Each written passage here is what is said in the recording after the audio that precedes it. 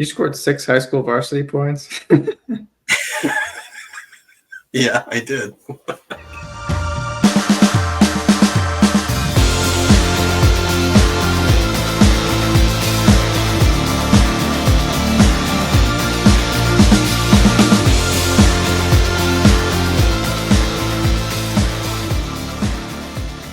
Hello, everybody, and welcome back to the Bucket Bros.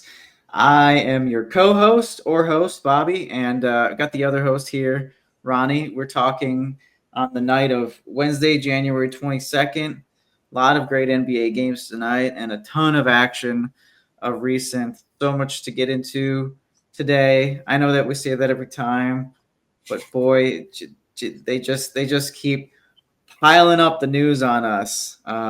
We're going to be talking about some trade rumors, a couple you may have heard about recently. Some big names out there. We're gonna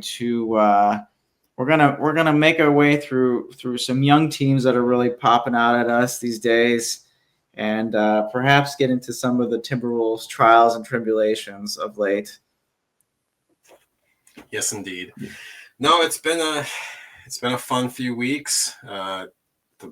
My friends at the Windy City Bulls just wrapped up their 8-game homestand that I was able to attend.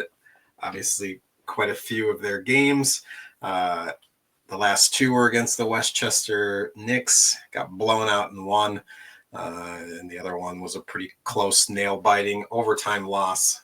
But yeah, basketball everywhere I go. It's exciting. I go there, I watch basketball, I come home, and it's on at night. And you'd think I'd have nothing else to do in my life but watch basketball, but I do.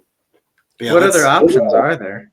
I don't know. There's some. I got a family, I guess, I could hang out with, but don't think too hard. Don't think too hard about it. Sorry. Should we get into some fast break news? Let's get into it, folks.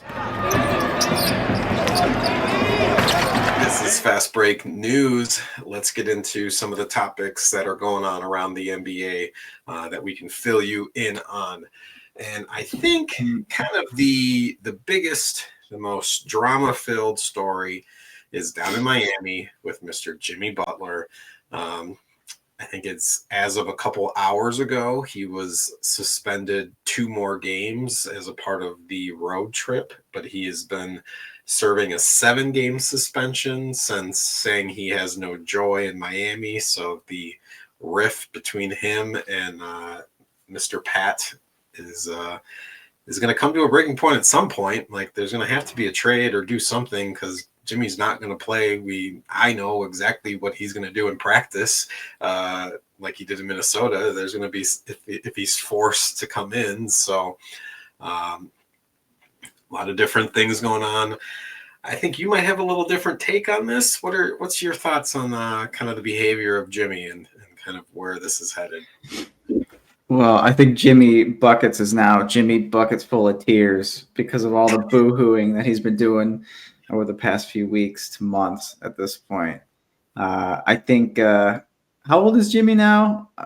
I'll tell you. However, whatever the number is, he's too old to be acting like this. All right, maybe in Minnesota, he was like in his late 20s. All right, he was in his prime, younger guy. Now he owns a coffee business. All right, he's just acting completely foolish. We get it. We get it, Jimmy. You don't want to play in Miami anymore. You're going to do whatever you can to force a trade. It's because Riley's not going to pay him the money that he's looking for.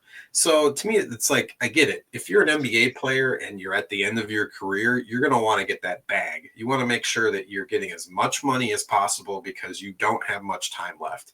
And if Pat Riley's saying, nope, I'm not going to pay you, why wouldn't he want to try to go and try to do this and max out? Like, to me, it's like, yes, we as fans sit here and we play with other people's money and say that the owner's money is ours and we can dictate it. But the fact is that he is just a person. He's a human trying to make his money. So to me, like, that's what this comes down to. So to me, it's not a matter of being childish and like doing what he needs to do.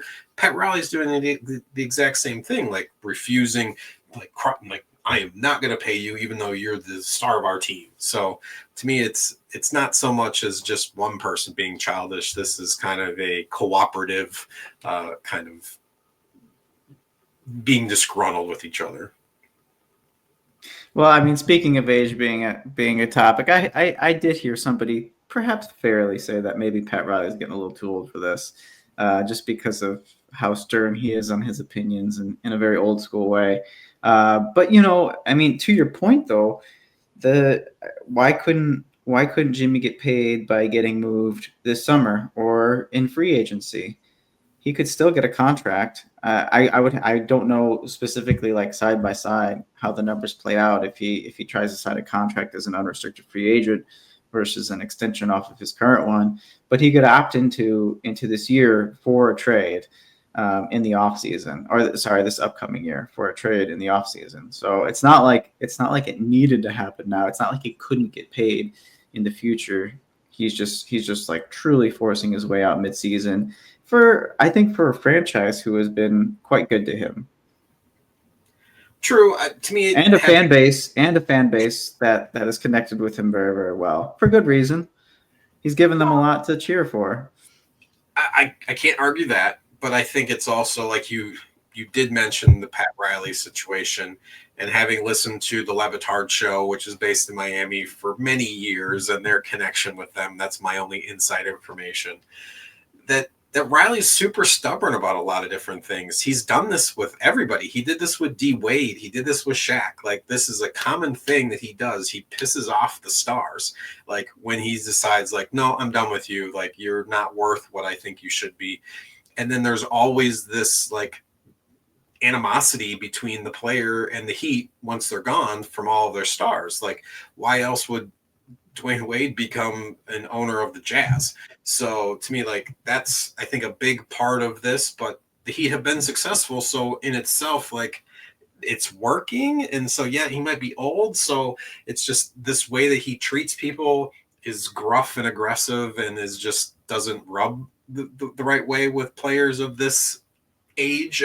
So since he's a 70s basketball player, so he definitely has that mindset. So I get it, but it's like, how do you balance this out?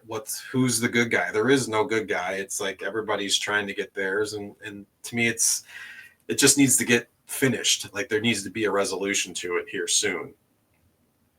I guess it's certainly definitely part of the business side of things. And I wanted to interject, but I let you finish your point. I was going to say D Wade owns the Jazz because that was the only team, or that was the team he could afford, not so much the Heat. No, probably evaluated like twice. Nick Ayers was not going to let him a part of his ownership structure. Like, just, it's the way. Again, that's things that I've heard. There was no change. It's okay. It's okay. I'm not looking at that part as realistically as you are. I wanted to interject with that. Why did he buy the Jazz? Because he could afford them. That's why.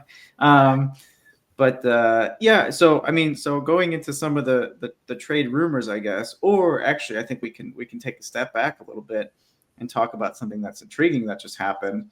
The deal that the Suns just made past couple of days, where they essentially traded their 2031 first round pick for 3 first round picks with the Jazz. Speaking of, which is essentially, yes, go ahead. Quick interjection on that note. I think one of the reasons why Jimmy Butler was suspended was because he wore the Suns team shoe in the last game that he came back and played in. So if that wasn't dropping hints as well, like you said, with these trades going on, he wants to go to a couple different particular places. And so obviously that might have been a hint for one of them. I think thus far he's conveyed that he wants to go to one particular place. Between dyeing his hair, wearing the shoes, I'm sure that many other antics that I've tried to ignore. So pulling up the trades that Phoenix has made. I mean, one was a trade seemingly to fill a roster need, which was getting young center Nick Richards from the Hornets, and in doing so, traded 3 second-round picks for 1 in the process as well.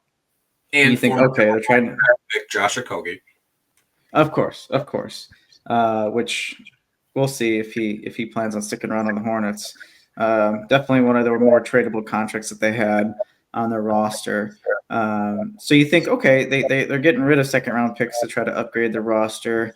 But then they follow that up with trading their 2031 first round pick, which could be quite valuable for three that the Jazz just had on hand from previous trades. And I mean, I could go through them real quick, but in 2025, the least favorable of Cleveland, Minnesota, Utah, least favorable in 2027 of Cleveland, Minnesota, Utah, and again, same three teams, 2029, least favorable of Cleveland, Minnesota, Utah. Basically, the Jazz acknowledging that maybe they got too many picks those 3 years, and we're just trying to consolidate it into one really, really good one.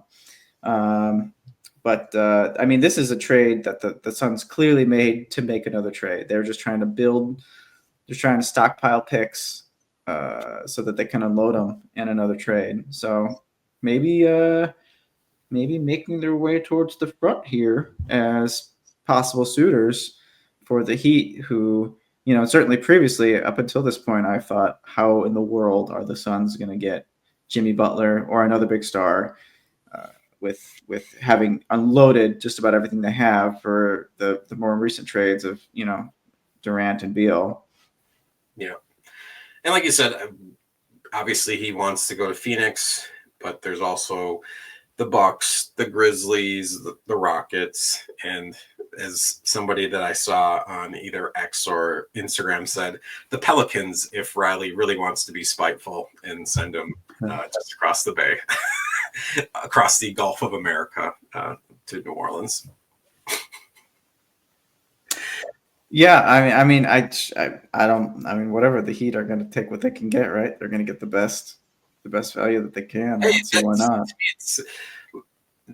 Why wouldn't Riley maybe try to flip for Zion? I don't know if he doesn't really fit the Heat culture as far as, but I mean, if you're, I think he'd be much more willing to try to get a Brandon Ingram or somebody. But yeah, so it'd be interesting to see what happens here in the next few weeks. We got the Nuggets are rolling. Joker and Russ seem to be having some good chemistry going forward. I haven't caught too many of their games just because it's always hard for me to want to watch the Nuggets. And I know you always get a big kick and you want to get some popcorn and sit back and then make a night of it. Or I'm usually like, I don't not want to watch the best player in the NBA. I mean, yeah, I mean, I just absolutely love with Jokic. I mean, you know, the Nuggets, they've been rolling lately. They, you know, their game last night against the Sixers, it was kind of a tale of two cities. In which case, you know, in Denver, things are looking pretty good. Something I know I mentioned last episode as well. And then in the Sixers case, things are looking pretty grim, and perhaps even unsalvageable. We can certainly get into that a little bit later. But yeah, another triple-double for Nikola Jokic. I like that Russ has to sit front row as he watches the Joker slowly creep up towards his triple-double record, even while he's playing. But he's also contributing to it, and willingly so, because he seems to be quite happy there. But yeah, I mean, I was questioning the sustainability of how the Nuggets are doing. I mean, they seem to be a pretty solid top 4 team right now in the West. And I mean, I'm starting to become a believer. I could not see Nikola Jokic keeping this team afloat this well for the entirety of the season. I mean, we're past the halfway point, and they're looking pretty darn good. We'll see if they do anything before the trade deadline as well. I mean, I feel like they can use like a veteran upgrade somewhere. I couldn't tell you which player, but they seem to be able to find value in players that are necessarily looked over, rather, much like they did with Aaron Gordon, who they found basically the perfect role for. But yeah, I don't know. Just tune into the Nuggets. Maybe they just have a little bit easier schedule lately, but yeah, they've been winning. They've been winning, and Yep. they've been winning convincingly, I should say. They've won 3 straight. They're 8-2 in their last 10. Yeah, and they seem, like you said, that top 4 in the West looks pretty solid to me. There's question marks kind of everywhere else below that: the Clippers, Lakers, Mavs.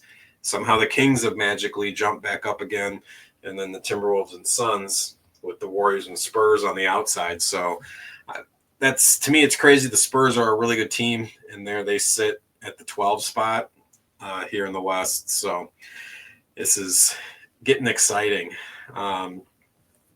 Should we head out east? We've been hanging out. Sure, let's do it. Who'd you want to start with? We can start with the Knicks. I know the Wolves played the Knicks recently, and I think Cat wasn't playing, and they managed to get the win.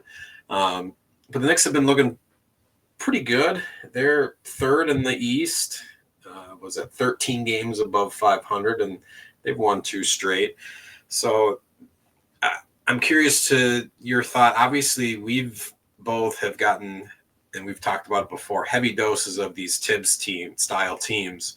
And we always question, is this style of play going to last the whole season? I feel like that's it's an obviously January, February question anytime that you're in a city where Tibbs is coaching. And it usually is okay until the very end. And it's not usually typically there'll be a few injuries that might kind of crop up from this, but they seem to be doing good. I know, obviously, Josh Hart's becoming a bigger name. OG Anunoby has been doing pretty good. So, yeah, to me, I've been excited, and the Knicks are a fun team to watch. They get up and down. I like defense. So, to me, and like I said, knowing the style of play that I'm going to watch when I turn on a Knicks game, you just know what you're going to get. Yeah, I mean, I feel like the Knicks lately, I would say that they have had some more ups and downs, but I just I really like what Karl Anthony Towns has been doing for this squad. I mean, really? I thought it was a yeah, I know he was one of your I got to give him his flowers, and I guess you too, because you put him you gave him MVP votes in one of our earlier episodes, which I thought was ridiculous. But I mean, I still think it's ridiculous. But I mean, the guy's looking amazing on this team. I mean, coming in, I liked the trade. In fact, I liked the trade for both squads involved. But now, I mean, I thought, Karl Anthony Towns, he's going to be a good complement to this team. He's gonna give them what they need. He's not going to need to take a huge role in offense. And boy, has he done that, and then some. He is having a career year thus far. I mean, this is the second most points per game this year, hasn't he? Sorry, what's that? He's already hit more threes than he did last year. He's already either had more rebounds or more double doubles or something. Like you said, the career year. Sorry. Yeah. No, it's all right. It's all right. I don't know exactly in terms of whole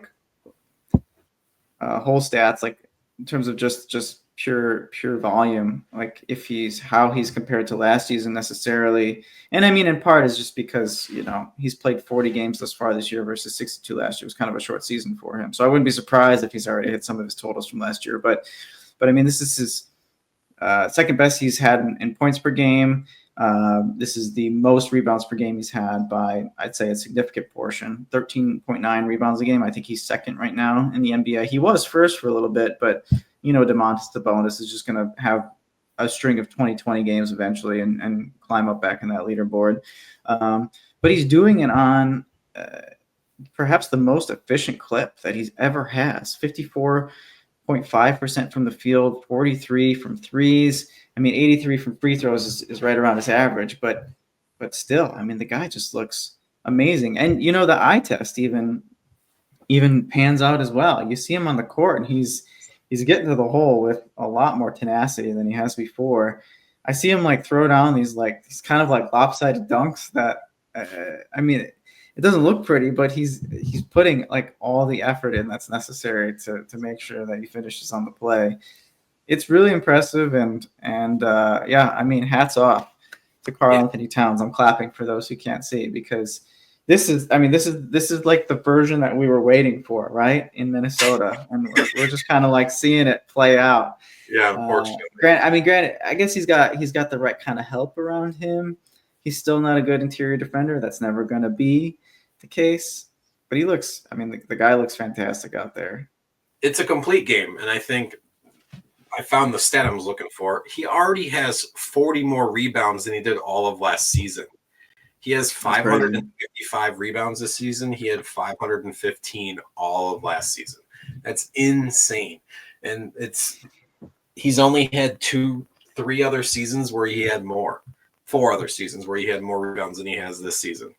And so it's just remarkable. It's a great fit for him. Obviously, it's not that great of a fit for the Wolves from what the pieces that we have currently. So obviously the Knicks win the trade. For now. Easily. For now, but we'll see what we can turn and burn with these guys. So, but no, yeah. I'm a big fan of him. It's one of those, I hope he does well. Granted, most Minnesota fans, we always root for our guys when they leave, and then they always do better or win a championship or something. It's just how it is. Hey, as a Bulls fan, for the past, I don't know how many years it's been now. We're coming up on 30. It's been very much the same story. Jimmy Butler, turns out, it is prime after. You got 6 of them, so I don't want to hear about it. I know you might have been 4 when it happened, but I watched them all. Only for the first 3. I was 4 only for the first 3. All right. We got to talk about the Celtics. They're easily one of the best teams. They had a dominant 40-point blowout victory against Golden State. Golden State just does not look the same right now. The Celtics look like the champs, and they just keep on rolling. I think, though, they've had some ups and downs, but I'm curious to know what your thoughts are. Yeah, no, I mean, in their past, what is it? I think in their past 13 games, they've gone 7-6 with that Warriors win. Yeah, they were playing 500 ball for a little bit there, and the big story with them was just not hitting shots, and I had to tune in on this a little bit, zooming in on a little bit closer, and so I did watch their game against. Oh boy. I did watch their game against Atlanta. Hold on, let me pull that up.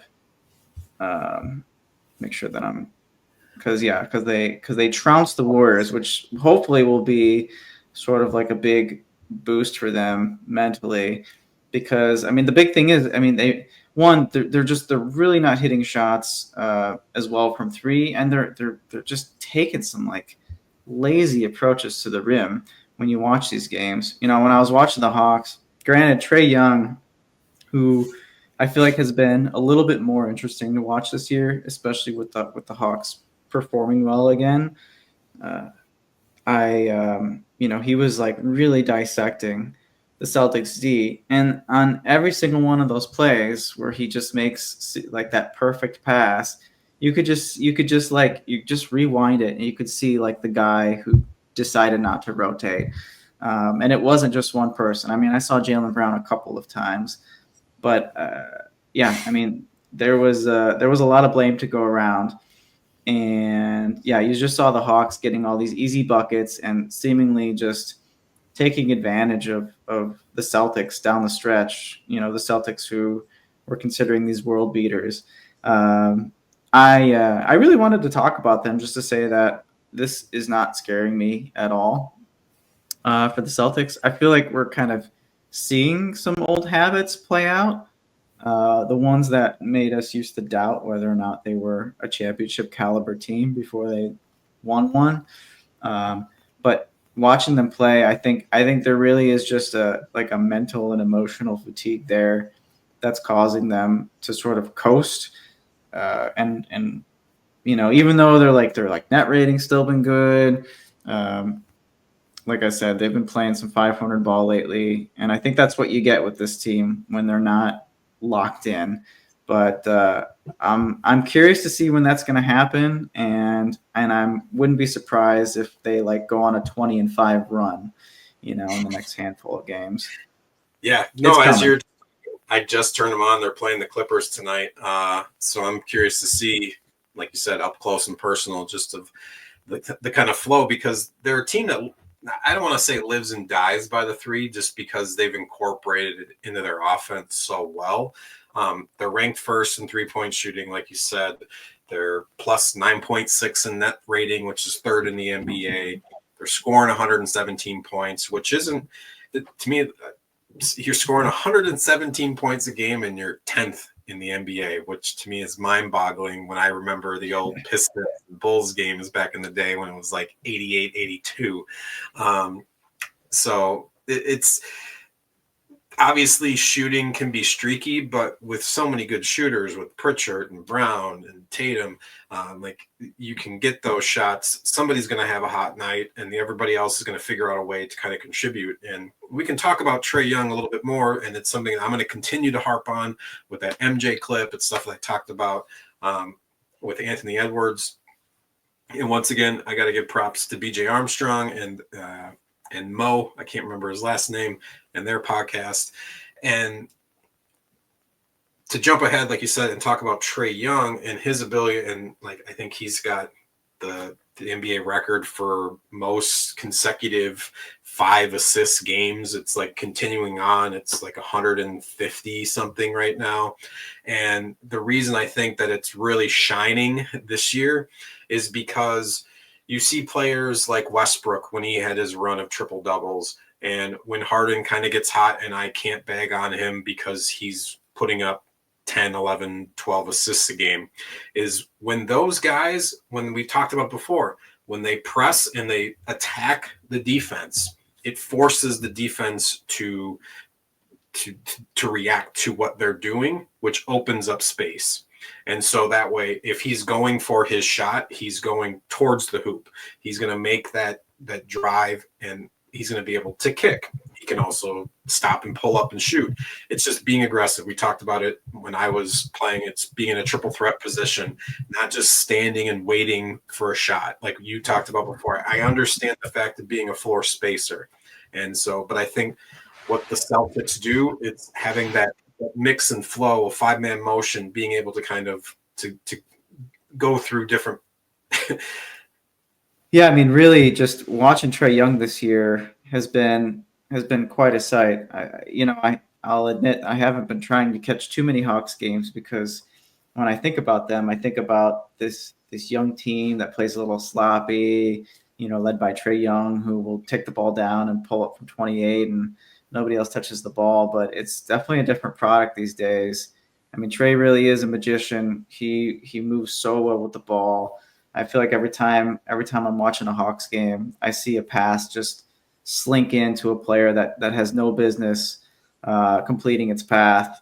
I know he either leads the league in assists or has been at the top in assists, several years in a row at this point.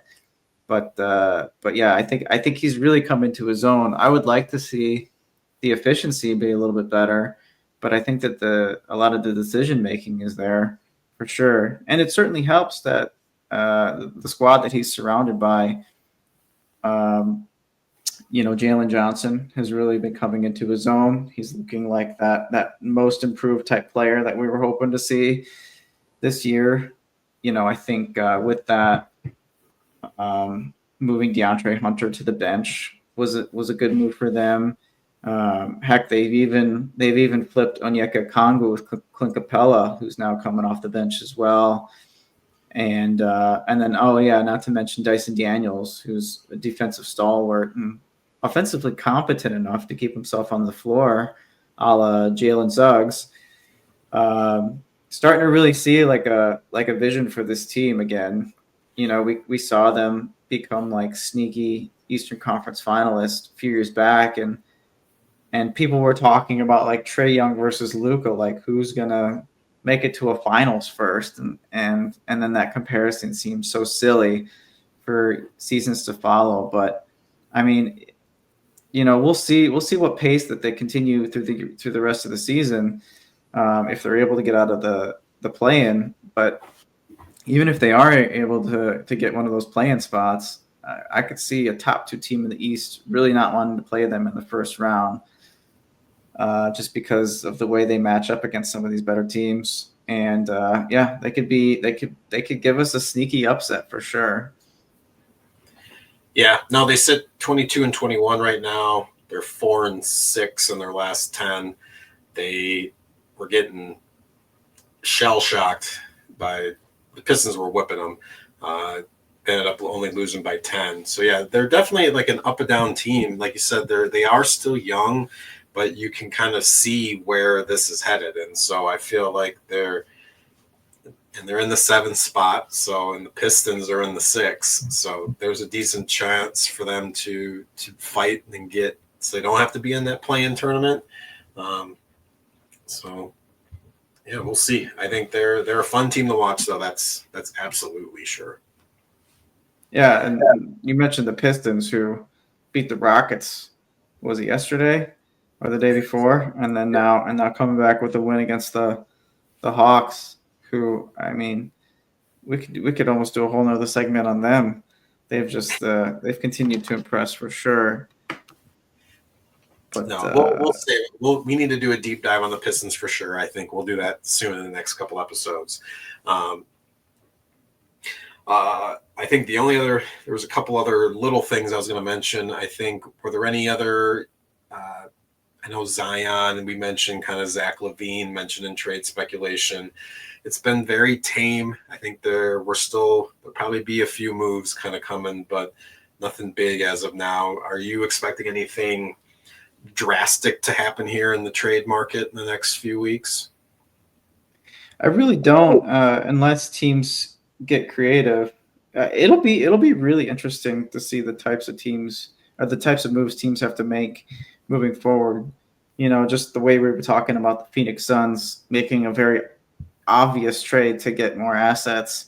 You know, I think these sort of like stepwise trades that teams are going to have to do is going to have to become more of a strategy moving forward in order to get any big deals done. Just because, especially for teams that are already in the aprons, there's just so many disadvantages to try to make trades at that point that you have to get really really savvy. I mean, one team I really hope does not make a trade, or at least a big trade, right now is the Houston Rockets, and I know that they are set up very very well to do so with all like the young talent and the draft capital that they have. Um, you know, particularly what their own and the Suns. Um, but but I would consider so far what we've seen from the Rockets. You know, even coming off a recent loss, what we've seen from the Rockets has been enough to consider this season successful thus far. I mean, right now they're sitting number 2, 28-14.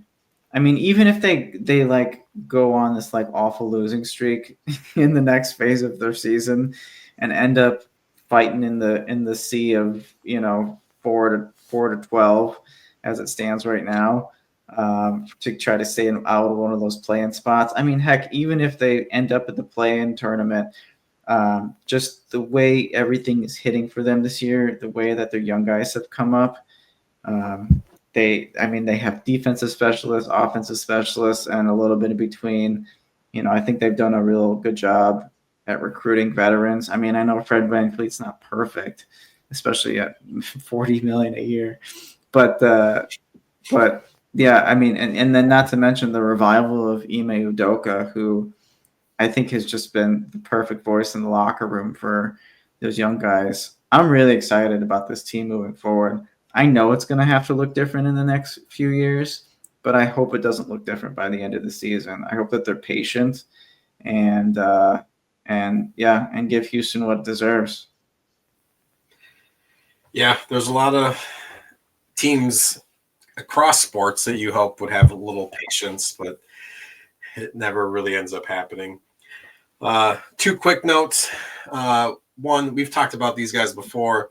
It was just something that came across my Instagram page. The tallest and the shortest players in the NBA, Zach Edey at 7'4", and my personal favorite, Yuki Kawamura at 5'8", are the tallest and shortest players in the NBA. And Yuki's on a two-way contract with the G League team, but I think he plays quite a few games on the NBA side as well. And I have to give another a nickname update. So in Milwaukee, we had our Dairy Bird, and so somebody had a picture of AJ Brown and Giannis Antetokounmpo.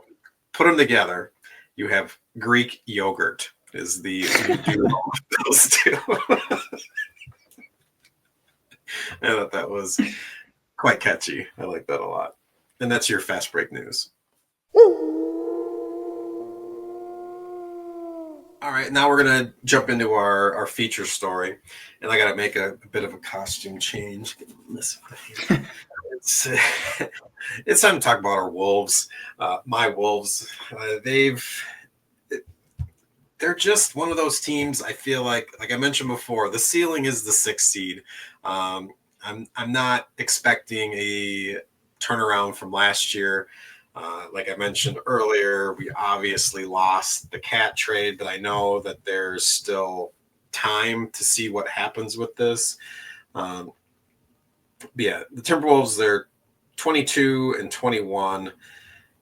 They're just underperforming. There's just not really a flow to this team, or an identity, I think. And that's something that Anthony Edwards has talked about a bunch. And you can kind of tell his frustrations with kind of the racking up of fines for different obscene gestures and conversations with refs and fans and things. So you can tell that there's something boiling in him, that he's not exactly happy. And he usually voices it. He's really honest with the media.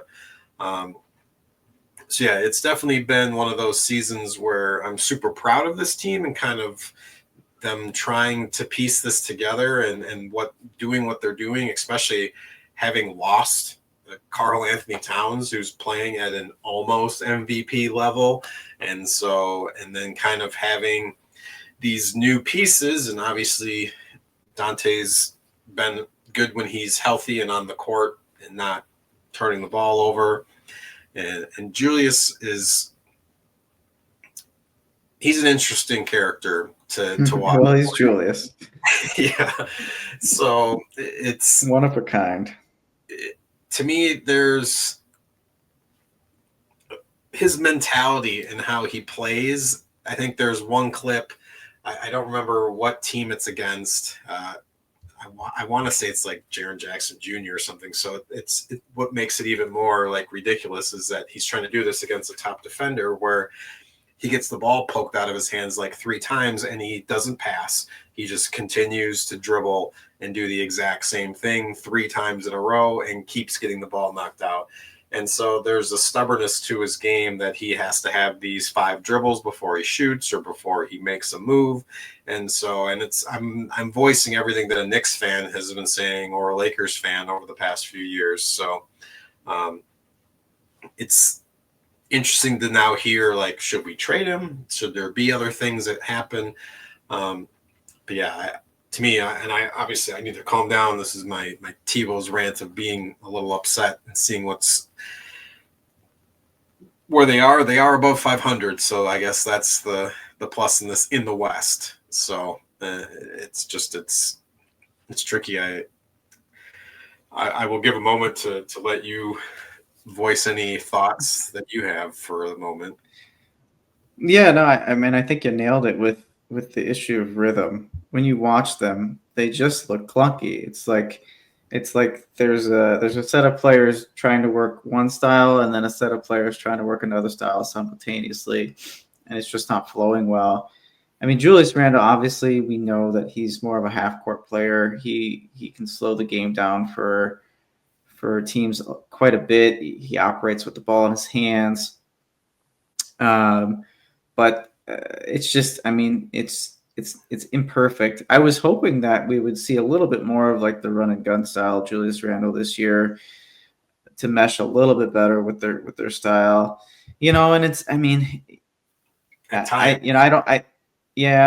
don't know what you were expecting, if anything different. It's not like, if you just look at the raw numbers, other than like his total points per game, it's not like he's putting up anything different than what he has in the past, just perhaps a little bit reduced, given the fact that he's playing beside like Anthony Edwards and Rudy Gobert on that team. The games I have caught recently were when the Timberwolves got beat by Memphis twice in the past 8 days, and in both cases they didn't look like they had the upper hand, but just kind of snuck out a win against them. And you do kind of see that the Timberwolves they're getting themselves caught up in these close crunch time games where it almost feels like they're slipping away from them. And as we're talking, they just squeaked out a win against the Dallas Mavericks, 115-114.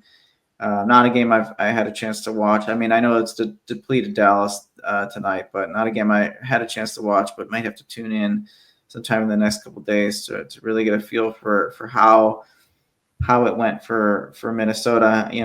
I wouldn't be surprised to see another game where it just didn't feel like they could quite just close it out with convincingly, and they didn't have to try to battle down the stretch, which is I feel like what we're seeing. I mean, they have a way of shooting themselves in the foot too. I mean, the most recent Grizzlies game a couple nights ago, there was these two possessions where is around the time that the Grizzlies stole the lead again in the fourth quarter, where it was like back-to-back possessions where Ant ends up taking a step-back three with time in the shot clock, and you just you wonder if maybe a couple extra passes would have done them better on those possessions. I did actually want to mention that Rob Dillingham looked really good in that game too. He came out, scored I think 15 points in 17 minutes on like 8 shots. He hasn't shot a free throw this year yet, by the way. Not a one. That needs to change. Yeah, because he's not aggressive when he's playing with the first team. Like the only time that he actually tries to drive to the hole is when he's playing with the third unit in garbage time. So he has to get more time, and he's going to get that now with this Dante injury. He's got like a fractured toe or like a turf toe or some injury like that. So he's going to be out indefinitely for the time being. So he's definitely going to get some playing time, which obviously a lot of us Minnesota fans are happy for. He's finally going to get on the court in like significant, meaningful minutes to actually see this is a number 8 pick. Like, let's see what you're going to get. He's a top 10 pick. But like you said, too, it's like two teams, and I'm sitting here looking at it's like if you're going to get Mike Conley, Julius Randle, Jaden McDaniels, and Gobert on the floor, who's shooting the ball? Like, where is the offense coming from? With those 4 guys, like you'd have to have it, and if like Naz Reid is on the floor, like he's your scorer. Like when your center is or your power forward is the only person who's going to shoot threes at a decent clip, when you have those guys on the floor, and it's a great defensive team when you have Gobert and McDaniels on the floor, but they're frustrating to watch on the offensive end. And I want to give them more chances and hope, but it's like Gobert misses so many easy bunnies, layups and stuff that's there. Excuse me. Yeah, we have some company. Producer wasn't happy with what I was saying. So yeah, it's just and something you've mentioned too of having that true point guard with Conley kind of bouncing back and forth. That's why it's like we need to get Dillingham these minutes, because if Conley's on the bench and you had Dante kind of starting before his injury, and Chris Finch is trying to find that rhythm, like you said, with these kind of clunky players, and like you got good defense on one part, you got an offensive star, but it's like, how do you put all of these things together?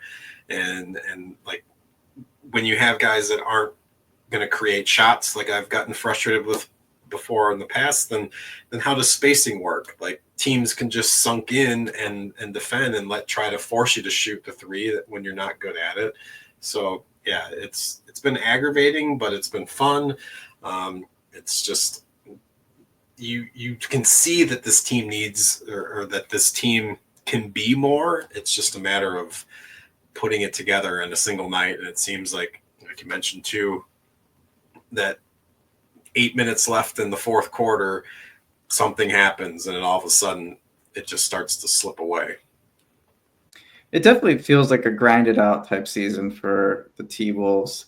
And I think in large part it's because they're a team I think that needs to be as constructed one of the top defending teams in the league, and they're just not this year because we know that they're not going to be the Knicks on offense, and that's fine. But if the other team's able to rack up points against them, then they're just not going to be able to keep up. And there's a lot that plays into it. You mentioned that the point guard situation is in flux right now.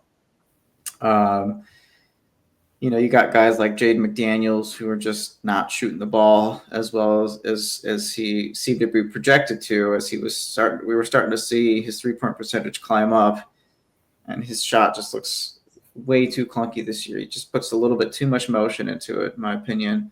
Not to say that he doesn't bring a lot of other things to the team. I mean, I wouldn't be surprised if we see another move coming for the T-Wolves moving forward. I'm not entirely sure what that would look like. Obviously, they can move Julius Randle. That's still a possibility. He's got a player option next year. I'm curious to see what he does with that. It's a player option that's cheaper than what he was making this year. So even if he takes it, maybe not the worst thing for the Timberwolves. I thought it was like a $50 million hit. Oh, is that right? Yeah, it's a big I didn't hit. realize. That's why it's a player option. So if we can move on, I think at least from what I've seen, if we can leverage him and get something for him, that would be a benefit versus taking that hit, because that's going to affect our bench. And it's like our bench is already weak right now. Like, I can't imagine not being able to have that cap space, even though we're already tight. Interesting. I'm trying to verify that, and I can't, but I'll take your word for it. Yeah. I mean, I would say doing things like giving Dillingham more minutes might be a good move for them. I wouldn't set my expectations too high. Obviously, we got Ant here, who's early. I mean, maybe a little bit later than early in his prime. No, I'd say still early in his prime. And so you're trying to make the best of these days. You want to see a team who just made it to the Western Conference Finals be like a true playoff contender. But I mean, the way that they're sitting in the West right now, it's going to be a grind till the end. I don't know that they necessarily get above one of those play-in spots that they're going to have to fight for. And to be honest, even if things just doesn't break Minnesota's way, like I said before, with the Knicks trade, it was risky, but it was a move for the future. It was a move not for this year, but perhaps 2 years from now, when they give themselves a lot more flexibility to add to the roster.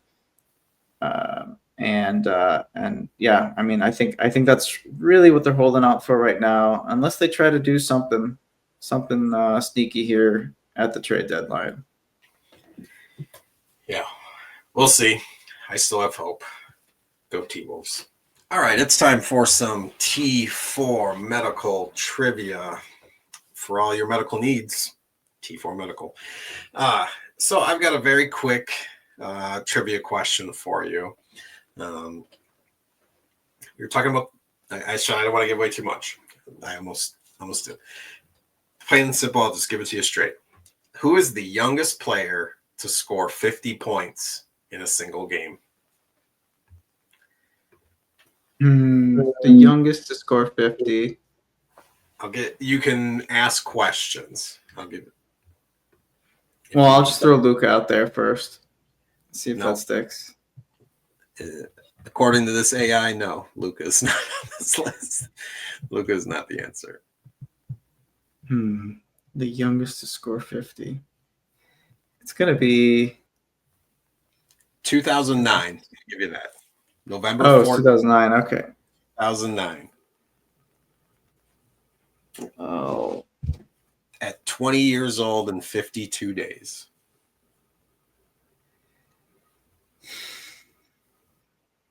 And he actually scored 55. It wasn't Derrick Rose, was it? No, but it's somebody he faced off with.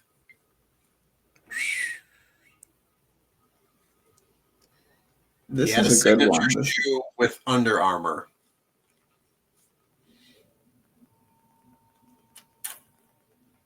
Signature shoe with Under Armour pre-Steph. Oh, you're killing me with that stuff. See, that's your category. That's your category. Once I hear this, I'm gonna be real sad. What did you say? No. I don't know. It's gonna be like Deron Williams or something like that.